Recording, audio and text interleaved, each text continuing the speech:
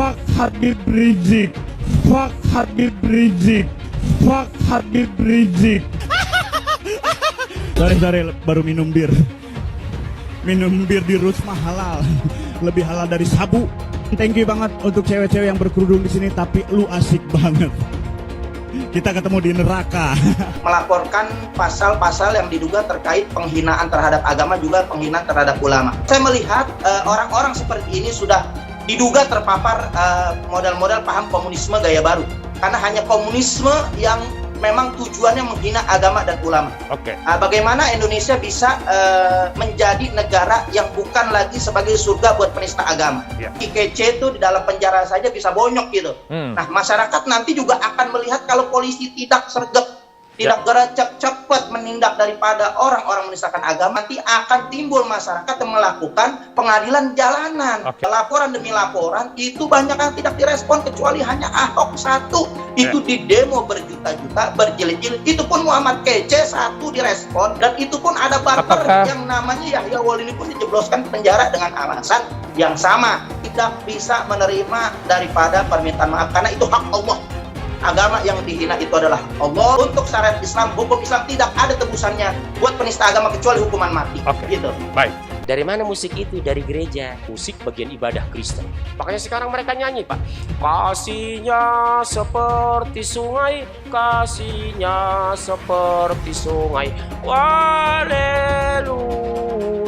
puji Tuhan. Sorga. Bagaimana hukumnya musik dulu kan? Saya katakan haram. Dalam Al-Quran adalah awal hadis. Surah 26 As-Sikar 31 ayat 6 dulu kan udah dibacakan. Kapan musik masuk Islam? Pernah nggak musik mualaf? Itu permainan syaitan. Gus Dur saja pun tidak bisa melihat. Ketika dengar musik, tangan mulai bergerak. Iya Pak. Ustadz, apa hukum musik dalam Islam? Hukum musik hukumnya haram. Semua mazhab Syafi'i, mazhab Hambali, mazhab Maliki, mazhab Hanafi, semuanya mengatakan haram. Orang kalau sering bermusik-musik, jarang dia baca Quran. Kalau ada orang yang merusak alat musik, kata Imam Syafi'i juga tidak perlu disuruh bayar ganti rugi. Kenapa? Sama seperti dia menghancurkan khamar. Itu perkara yang haram. Ya. Wajibnya menghancurkan alat-alat musik. Kesimpulannya, musik al-ghina mislul kalam. Kalau maknanya baik, mengajak berjihad, ya tak apa-apa. Kita tahu bahwa Ustadz Abdul Somad ini terkenal di Indonesia apa-apa haram. Masuk ke rumah ibadat orang lain, kalau orang Islam masuk ke gereja haram.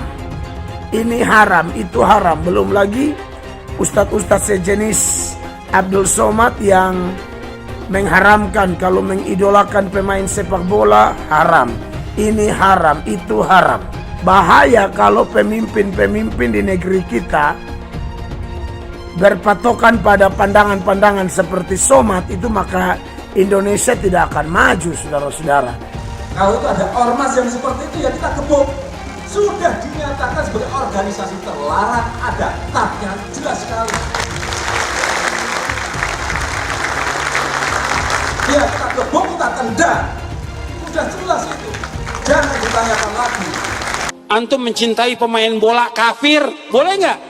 Nggak boleh. Dipajang fotonya, kaosnya, nggak boleh. Dia mencintai orang kafir, loyal kepada orang kafir, membela orang kafir. Berarti kalau sudah membela orang kafir, dia masuk orang beriman atau bukan? Bukan. Masuk kepada golongan apa? Munafik. Apa hukumnya berwisata ke tempat ibadah orang kafir? Contohnya Candi Borobudur. Hukumnya haram, karena itu termasuk persetujuan kepada peribadahan mereka. Kita nggak boleh datang ke situ kecuali untuk satu tujuan, mau membubarkan orang yang lagi beribadah kepada selain Allah. Haram hukumnya masuk ke rumah ibadah orang lain. Haram. TV itu dikatakan para ulama haram. Maka usulan anak kepada antum-antum yang punya TV, buang tuh TV. Bahaya. Saya beriman sama Tuhan, sungguh-sungguh beriman. Makanya saya nggak pernah takut kehilangan jabatan saya dari itu. Bahkan nyawa saya nggak pernah takut. Karena saya tahu kemana saya akan pergi kalau saya mati. Itu nama iman. Bukan cuma ngomong doang iman. Masih ngomong iman. Sembahyang apa iman. Imannya apa? Kok kasih tahu lo iman seperti apa. Kenapa saya nggak pernah takut kehilangan jabatan? Karena saya tahu jabatan Tuhan yang kasih. Kenapa saya nggak pernah takut saya mati? Karena saya tahu saya pasti masuk surga dan dapat rumah, dapat makan. Itu jaminan Nabi saya. Membenarkan ajaran Kristen, naik kiri kanan untuk benci Islam. Balonku ada 5. Kafir, tak bersunat, tak mandi wajib, berzina kerjanya. Jangan suka kepada orang kafir. Man tashabbaha biqaumin fahuwa minhum. Siapa yang suka kepada orang kafir, maka dia bagian dari kafir itu. Kau teriak krisis ruhiyah, tapi kau bungkam terhadap larangan ibadah umat Hindu di Bantul. Kau teriak krisis uhyu, tapi kau bisu terhadap larangan ibadah Natal di Damasraya. Kau teriak korban penindasan di negeri orang, tapi kau jadi penindas di negeri sendiri, menindas sesama, menindas umat minoritas. Itu karena kemanusiaanmu palsu, kawan. Kemanusiaanmu palsu. Rasul SAW tadi memberikan nasihat. Kalau kita punya kenalan non-muslim, ya karena dia satu kampus, teman kita, nggak masalah, tapi jangan dekat. Yang awalnya kita benci, kita malah bisa jadi cinta sama dia. Itu yang ditakutkan. Ada hal-hal yang haram buat kita, halal buat mereka. Sehingga kita mau tidak mau terpengaruh. Disebut teroris marah, tapi mengajarkan ilmu Islam yang menghalalkan darah. Jadi salahnya di mana nyebut teroris? Emang kelakuan kayak teroris? Emang dasar teroris? Sampaikan kepada mereka bahwa kita benci sama orang kafir. Kau benci? Iya. Kenapa kau benci sama orang kafir? Ya bagaimana dia mengatakan Allah itu punya anak? Dia mengatakan Allah itu banyak lah. Anak benci. Oh, ini orang kafir nih. Mana tembaknya? Orang kafir itu di neraka. Yang dimaksud patung Yesus Kristus, patung Brahma, Hindu Siwa, patung semua patung itu jadi bahan bakar api neraka. Nanti membakar orang yang menggambarnya. Abdul Somad dan dari MUI juga memandang ini bukan penistaan agama, ya. Singgung. Apakah perlu saya minta maaf? Udah jawab. Nah, ajaran saya. Orang Hindu bikin patung, ada setannya kata Abdul Somad. Somad bahkan tidak mau minta maaf. Karena penjelasan dia tidak bertentangan dengan agama yang dianutnya selama ini. Makanya orang-orang yang menistakan agama dari mayoritas itu nggak kena. Saya jamin itu. Tangkap dan adili Abdul Somad. Viralkan video ini. Kalau Tuhan berkenan, Somad pasti ditangkap. Justru orang Islam sendiri kelihatannya mulai muak dengan Ustadz Abdul Somad ini. Bonyok, hancur muka MKC. Sampai sekarang polisi belum memberikan izin untuk berobat MKC. Nah, saya minta Pak Polisi jangan menghalangi MKC untuk diobati ke rumah sakit. Tinggal beberapa hari ini Muhammad KC akan selesai P21-nya. Muhammad KC katanya mau dibunuh katanya. Para pelaku dugaan kejahatan, penyiksaan dan pengeroyokan itu terus-menerus bisa masuk ke sel daripada MKC, meneror dan mengancam dengan mengatakan kalau kau tidak mau tanda tangan, maka kamu akan kami bunuh, kemudian istri dan anakmu akan dibunuh, dan pengacaramu pun akan dibunuh. Kurang lebih begitu ancamannya.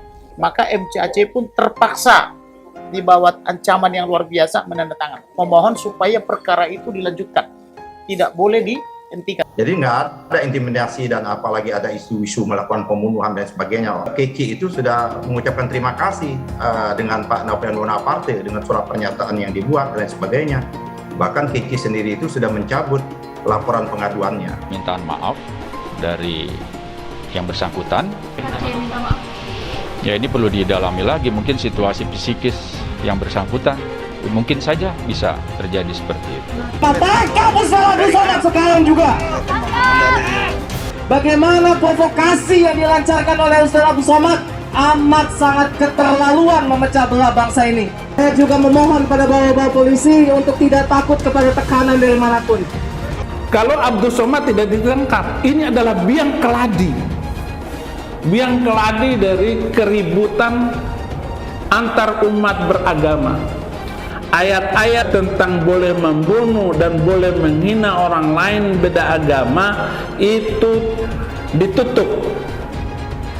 Ini strategi pemerintah China agar orang-orang Uighur tidak menjadi teroris. Kenapa Al-Quran diturunkan di Mekah? Ya karena di situ tempat maksiat.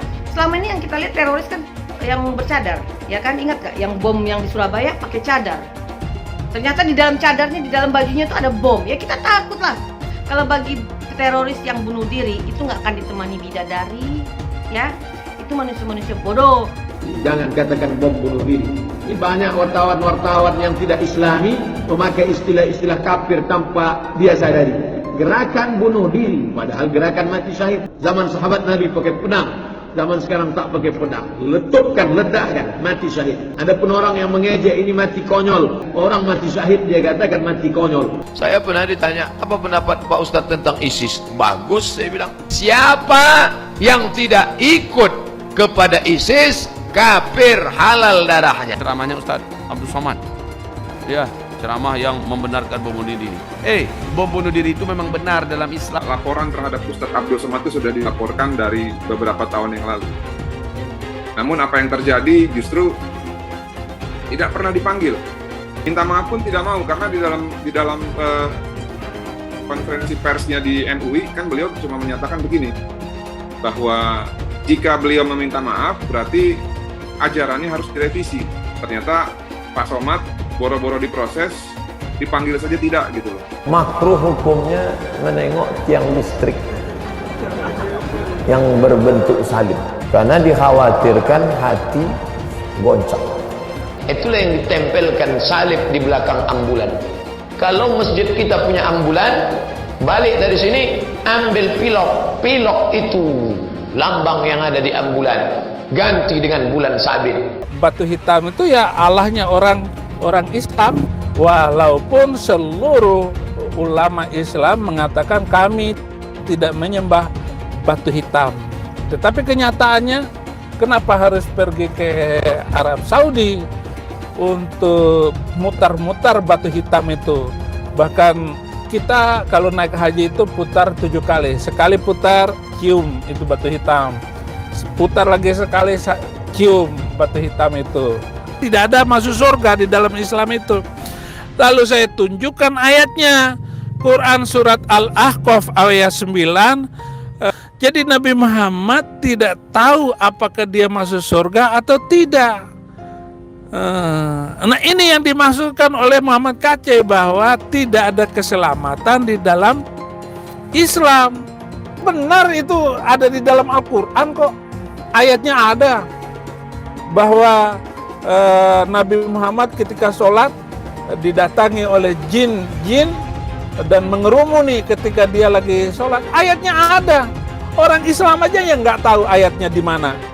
Terus ada lagi pertanyaan, apa maksudnya bahwa Muhammad masuk neraka? Jadi Muhammad itu masuk neraka? Jelas saja karena Al-Quran juga bilang begitu. Quran surat ke-19 ayat 71 dan 72. Dan Al-Quran itu boleh membunuh manusia lain karena beda agama. Saya tunjukkan ayatnya tadi. Surat ke Al-Baqarah ayat 191. 300 ayat di dalam kitab itu boleh menyelesaikan nyawa orang.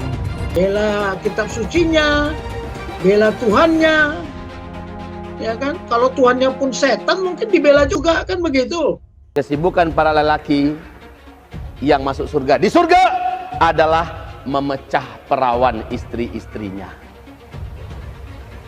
Perawan terus. Mereka menyatakan bahwasanya kesibukan penduduk surga itu memecahkan keperawanan para bidadari. Ternyata ini kesibukan mereka. Bagaimana mereka tidak sibuk? Sementara bidadari yang Allah siapkan bagi mereka sangat luar biasa, indah, cantik dan moleknya. Salah satu nikmat yang ada dalam surga adalah pesta seks. Minta maaf, karena inilah yang kita tahan-tahan di dunia. Menyemburkan ujaran kebencian, menebarkan berita bohong, itu berlangsung berulang-ulang dan bertahun-tahun. Saya harus melakukan penegakan hukum yang tegas terhadap model seperti ini. Gak ada gigi mundur, maju terus. Ustadz Abdul Somad itu guys, mereka adalah penista agama, sudah dilaporkan bertahun-tahun, tetapi tetap saja tidak ditangkap oleh polisi. Karena polisi takut oleh umat mayoritas agama Islam, guys. Penistaan salib Ustadz Abdul Somad, guys. Dan sampai sekarang si UAS ini tidak ditangkap juga oleh polisi. Ya, polisi tahulah sendiri, polisi mah aduh, takutan kalau polisi Indonesia mah. Ustadz Abdul Somad, kalau mau diperkarain, perkarain. Kalau mau dilaporin, laporin. Kita ngomong begitu sah-sah saja, nggak ada salahnya. Allah yang bilang kok.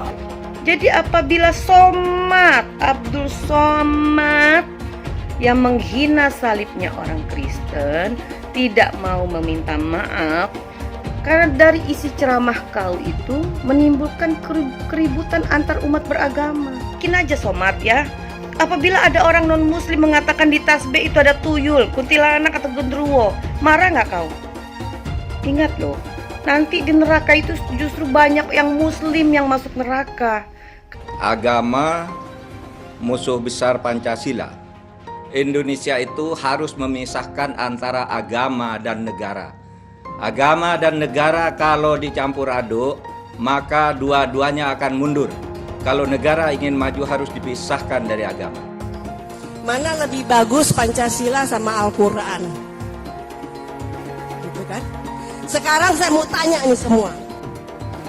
Yang berjuang di abad 20 itu Nabi yang mulia Muhammad apa Insinyur Soekarno untuk kemerdekaan? Saya mau minta jawaban. Di abad 20 yang berjuang untuk kemerdekaan itu Nabi yang mulia Muhammad atau Insinyur Soekarno? Ayo jawab, nggak ada yang berani. Beb, Beb, iki lagi rame ki, Beb. Apaan? Ada yang ngomong katanya di dalam salib itu ada jin kafir, Beb. Apa benar di Al-Quran ada seperti itu? Tidak ada. Terus dia ngolok-ngolok lagi simbol Tuhan agama lain sampai dibikin kepalanya ke kanan apa ke kiri. Apa boleh di Al-Quran seperti itu? Tidak boleh. Dia ngomong lagi, Beb, katanya jin kafir itu manggil lo, haleluya. Apa boleh di Al-Quran seperti itu, Beb? Tidak boleh, Allah tidak boleh. Terus kenapa dia masih bikin kayak gitu, Beb? Saya bukan mengatakan Bible Kristen fiksi. Bible Kristen itu palsu. Biar Jenderal 100 bintang. Kalau kafir kau ke neraka. Tidak ada urusan. Kebunuhan Roh Kudus. Roh Kudus. Lapor lagi Roh Kudus. Lapor Yahya Waloni bilang Roh Kudus. Lapor. Dongeng tambah tahyul sama dengan omong kosong. Makanya di situ judulnya Matius, Markus, Lukas, Stefanus, Tetanus, Spiritus, Capticus. Karena di salib itu ada jin kafir. Karena di salib itu ada jin kafir. Karena di salib itu ada jin kafir. Haleluya. Kepalanya ke kiri apa ke kanan? Kepalanya ke kiri apa ke kanan?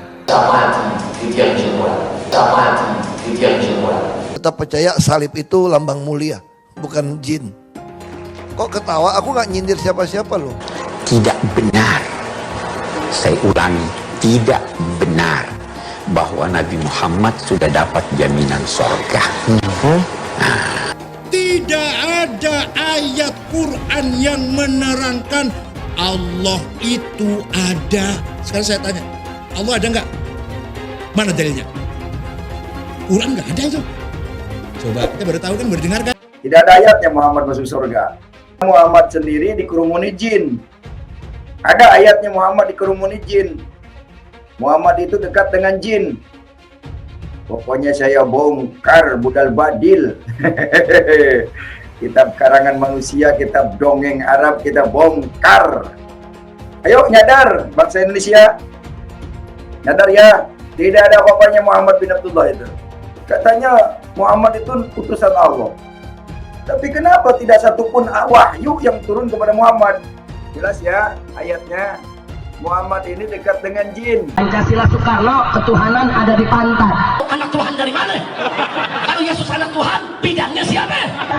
Besok di seluruh wilayah Indonesia kami katakan dan Lancarkan Jokodok. Takbir. Siap serbu istana. Siap serbu istana. Siap ambil alih kekuasaan. Takbir. Bunuh semua pendeta yang terlibat. Takbir. Berani bunuh pendeta-pendeta radikal. Berani habisi Kristen radikal. Takbir. Saya nggak pernah mundur untuk kebenaran, keadilan, kejujuran. dan peri kemanusiaan, gue gak pernah mundur. Dan gue gak pernah takut juga sama lu. Siapapun yang rasis, gue akan hadapin. Gue bilang. Karena rasis itu tidak berperi kemanusiaan. Sama saya ditanya dulu kan, kamu nyesel gak statement kamu di Pulau Seribu sehingga masih masuk penjara? Tidak pernah nyesel. Karena saya mengatakan kebenaran. Hai teman-teman, saya mau memperlihatkan transaksi saya hari ini lakukan trading. Ini bukti transaksi saya untung $4.500 US, itu sekitar 68 juta rupiah. Semua keuntungan bisa saya dapatkan dengan fasilitas copy trading. Kalau saya bisa, kalian juga bisa guys. Oke, itu yang mau saya tunjukkan. Like video ini sekarang juga dan gunakan link di kolom deskripsi. Maka kalian berhak dapat bonus kalian. Promo ini ada masa waktunya, jadi jangan ketinggalan. Bukan cuma itu saja, transaksi tidak dikenakan fee, baik itu investasi saham, trading forex, komoditas, bitcoin, dan lainnya. Kalian bisa melakukan transaksi berapa kali pun atau unlimited trading. Dan tidak ada fee sama sekali. Jika transaksi di tempat lain sudah berapa fee-nya. Setelah menonton video ini, ayo mendaftar sekuritas hari ini, gratis dan tidak ada minimal deposit. Pastikan kalian menggunakan link di kolom deskripsi untuk mendapatkan welcome bonus. Bukan cuma itu, kalian akan dapat kelas trading online gratis senilai 3 juta rupiah atau $200 jika kalian deposit di bulan ini. Selamat menonton guys, enjoy! Hai semua, dengan saya Jonas Leong. Terima kasih banyak buat kalian, penonton setia yang selalu menonton di channel ini. Saya secara personal sangat menghargai waktu kalian. Dan saya sudah menganggap kalian sebagai family karena kalian selalu support di channel ini. Bagi kalian yang selalu menuliskan opini kalian di kolom komen, saya baca komen kalian satu persatu. Saya baca komen kalian untuk mengetahui opini kalian, tanggapan kalian, dan masukan kalian sangat berguna untuk video selanjutnya. Terima kasih banyak buat kalian yang selalu menekan tombol like di awal video. Video seperti ini membutuhkan waktu dan juga research. Dan ini semua gratis untuk kalian. Jadi pastikan kalian menekan tombol like-nya supaya saya mengetahui kalian menyukai konten yang saya bagikan. Fuck Habib Rizik. Fuck Habib Rizik. Fuck Habib Rizik. Sorry, baru minum bir. Minum bir di Rusma halal. Lebih halal dari sabu. Thank you banget untuk cewek-cewek yang berkerudung di sini, tapi lu asik banget. Kita ketemu di neraka. Penista agama. Karena yang disinggung itu adalah berkenan dengan miras, juga dengan sabu, juga berkenan dengan masalah hijab ya atau jilbab buat perempuan. Adapun mungkin kasus penghinaan terhadap Habib Rizik, kita fokus untuk masalah pengaduan terhadap penistaan agama. Itu juga berkenaan dengan penghinaan terhadap seseorang di depan umum. Bagaimana Indonesia bisa menjadi negara yang bukan lagi sebagai surga buat penista agama. Melaporkan pasal-pasal yang diduga terkait penghinaan terhadap agama, juga penghinaan terhadap ulama. Karena itu sudah diatur oleh Undang-Undang dijerat pasal 156A KUHP dengan ancaman maksimal 5 tahun. Pasal ini kita melihat kalau dijalankan maksimal bisa menimbulkan efek jerat terhadap pelaku-pelaku dugaan terhadap penista agama. Karena yang disinggung itu adalah masalah hukum Islam atau syariat Islam, berkenan dengan miras, juga dengan sabu, juga berkenan dengan masalah hijab ya atau jilbab buat perempuan. Adapun mungkin kasus penghinaan terhadap Habib Rizik, saya pribadi tidak begitu untuk mengambil langkah jauh ke depan karena resiko daripada perjuangan penghinaan ini, dan juga kita nggak mau ngeladenin orang-orang yang modal-modal berbau sampah seperti itu. Akan tetapi kita fokus untuk masalah pengaduan terhadap penistaan agama. Adapun penghinaan terhadap Habib Rizik juga kita melihat ada delik aduan di situ. Itu juga berkenaan dengan penghinaan terhadap seseorang di depan umum. Bagaimana Indonesia bisa menjadi negara yang bukan lagi sebagai surga buat penista agama. Jangan dijadikan alasan orang-orang yang terlibat dari narkoba itu tanpa sadar melakukan penghinaan terhadap agama, penghinaan terhadap ulama. Ya, nanti kami akan komunikasikan untuk mengkondisikan, melaporkan pasal-pasal yang diduga terkait penghinaan terhadap agama, juga penghinaan terhadap ulama. Apa yang nanti akan kami prioritaskan, penghinaan terhadap agama atau memang nanti penghinaan terhadap ulama atau penghinaan terhadap seseorang. Delik aduan itu Habib Rizik sendiri yang harus lapor, ataupun nanti bisa dikuasakan kepada kuasa hukumnya untuk melaporkan. Jadi ini kita melihat agar polisi juga bisa dengan sergap untuk menindak pelaku-pelaku yang bisa mengacu kepada perpecahan anak bangsa. Begitu juga terlalu membuat bikin gaduh karena nggak selesai. Kasus penistaan agama ini Indonesia sudah menjadi surga buat penista agama, bukan lagi yang dilakukan oleh narkoba, akan tetapi dilakukan oleh orang-orang yang saya laporkan. Ada beberapa orang yang saya laporkan, hanya tidak ada yang dijerat oleh daripada hal-hal yang sangat membuat efek jerak. Ahok cuma 2 tahun penjara pasal 156A padahal maksimal 5 tahun. Sukmawati, semuanya terbebaskan sehingga muncullah orang-orang yang semakin deras menghina agama. Saya melihat orang-orang seperti ini sudah diduga terpapar model-model paham komunisme gaya baru. Karena hanya komunisme yang memang tujuannya menghina agama dan ulama. Karena ajaran agama apapun tidak boleh untuk saling menghina agama. Dan Indonesia ini adalah negara yang berketuhanan yang Maha Esa. Tidak boleh unsur manapun, alasan apapun menghina daripada ketuhanan yang Maha Esa. Ketuhanan yang Maha Esa itu harus kita jaga, harus kita lindungi. Dan ini kita serahkan kepada masyarakat saja.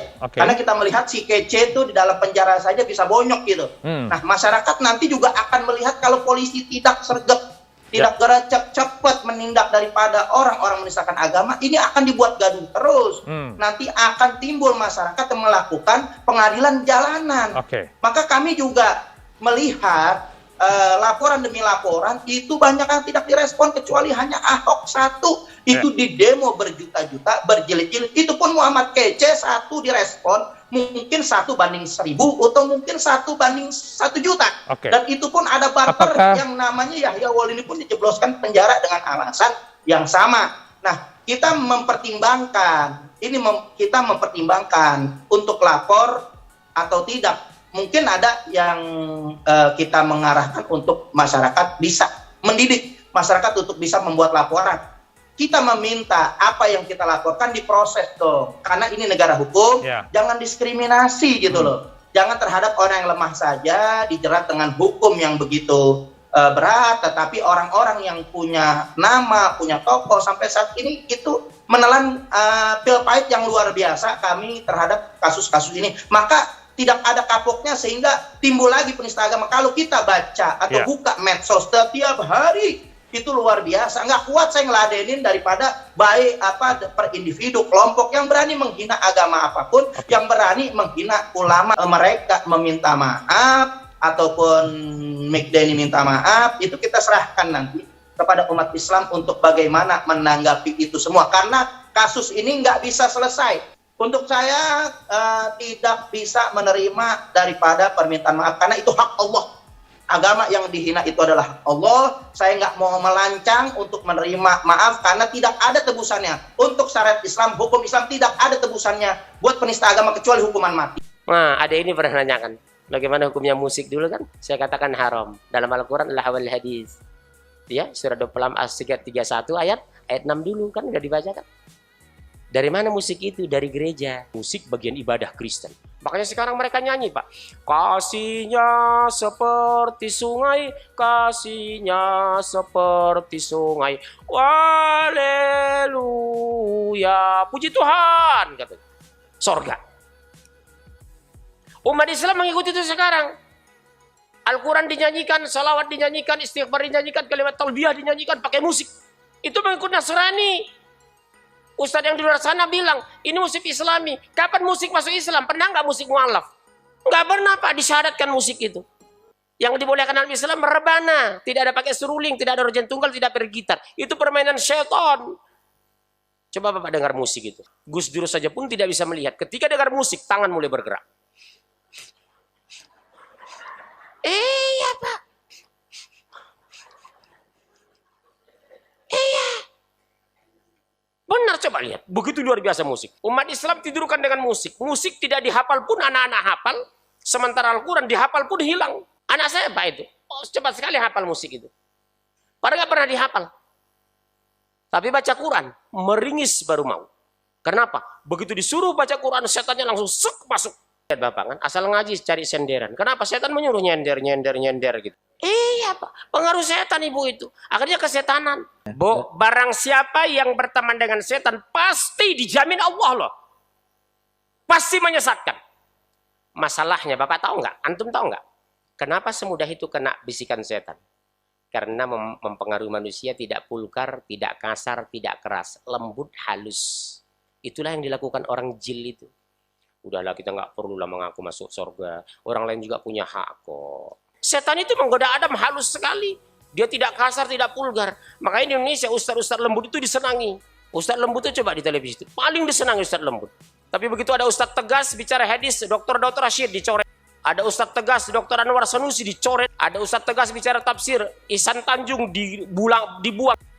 Saya udah diusir Pak Munjiri, kata Ustadz Dr. Rashid. Tegas dia bicara hadis itu. Maunya mereka ustadz itu cengengesan. Serba boleh. Pakai musik. Lihat TV One itu. Makanya saya diminta di sana, saya nggak mau. Kenapa? 10 menit masuk musik. 10 menit masuk musik. Yang nyanyi wanita. Suara itu kan aurat. 10 menit ceramah masuk iklan, Pak. Iklannya sabun, busana dibuka satu-satu. Ya kan iklan sabun itu. Orang sudah tahu kok sabun untuk mandi, nggak perlu buka busana dia di televisi itu. Membuat bapak-bapak, gitu. Ustadz, apa hukum musik dalam Islam? Hukum musik hukumnya haram. Semua madhab Syafi'i, madhab Hambali, madhab Maliki, madhab Hanafi, semuanya mengatakan haram. Imam Syafi'i mengatakan, barang siapa yang mencuri alat musik tidak boleh dipotong tangannya. Kenapa? Karena mencuri alat musik sama seperti mencuri bir dan mencuri babi. Ya.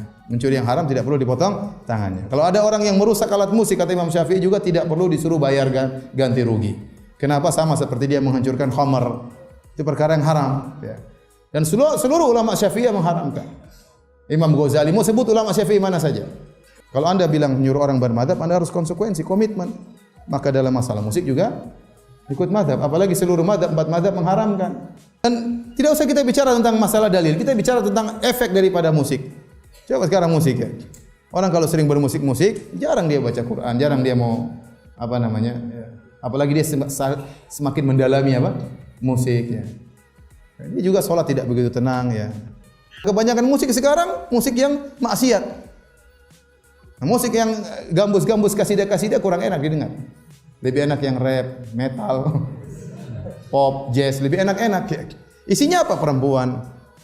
Orang jadi stres semua, pikirin cewek, pikirin macam-macam lah ya.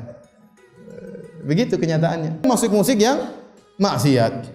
Kebanyakan kaum muslimin yang mereka dengar musik gambus atau musik maksiat? Musik maksiat. Maka benar kalau kemudian ditutup pintu sekalian aja tutup pintu musik hukumnya apa? Haram. Ini memang haram. Makasih banyak buat kalian yang nggak skip dan nonton video ini sampai habis. Saya secara personal sangat menghargai waktu kalian. Makasih banyak buat kalian yang sudah tekan tombol subscribe dan makasih banyak buat kalian yang sudah tekan tombol loncengnya. Jangan lupa bagikan informasi ini ke teman atau family Anda. Mungkin teman atau family Anda membutuhkan investasi ini.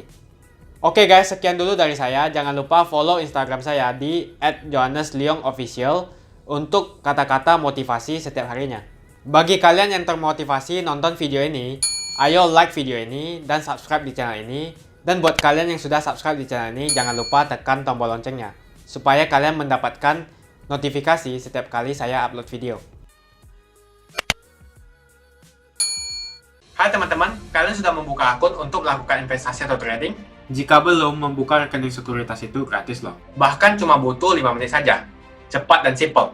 Dan semua bisa dilakukan secara online. Sampai saat ini ketika kita mau melakukan investasi saham atau trading forex, kita masih menggunakan cara yang kuno. Seperti kita menelpon banker atau broker yang melakukan atau mengeksekusi transaksi kita. Tapi apakah kalian tahu, untuk membeli saham atau forex, kita cuma login, lalu memilih apa yang kita mau, lalu masukin angka berapa banyak yang ingin kita beli, lalu tinggal klik.